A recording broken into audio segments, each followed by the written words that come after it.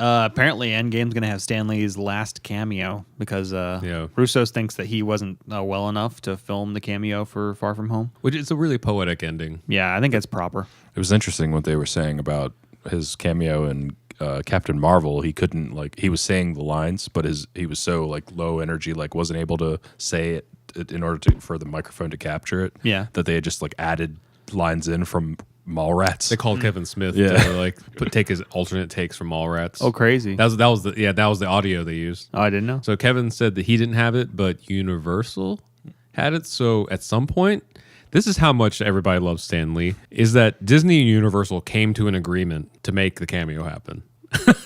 So they were able to dig up the archival alternate takes of that line so they could have him say it a few times.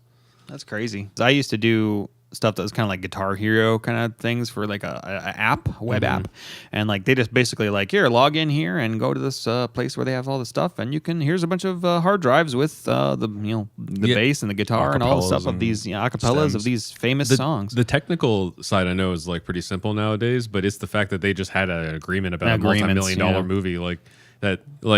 Sure, we're not going to ask for 50% of the profits of the, Kind of wonder what Stan, if he wasn't as well for Captain Marvel, I wonder what what's going to be like in this one, It's probably pretty similar because I was under the understanding that they did them all at the same time. Yeah, that's what I thought too. And they implied, this might not be true, but they implied that all of it was offset, maybe at his home or somewhere where they green screen stuff, or something where he didn't have to travel far to do it, but I don't know. Only the people who did it know. So. Yeah. What a stream. I know. What a pod stream cast thing. Ugh.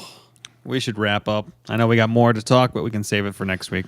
Yeah. After all the Endgame stuff and stuff, you guys. If all goes well, the next thing you'll hear from us is our thoughts on Endgame.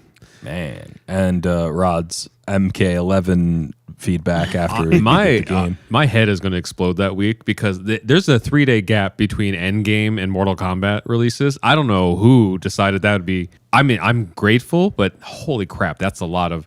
That's like having Christmas 3 days in a row, as a kid or something. That's amazing. But so overload. Mortal Kombat's 25 years in the making for me, and then Endgame is 22 movies in the making. Yeah, and my entire adulthood. What? How did that timing work? Yeah, this is an epic time for 90s kids overall, I think. Or even I'm 37.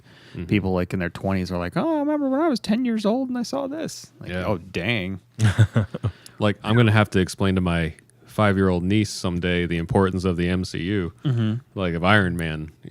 It's crazy how many movies.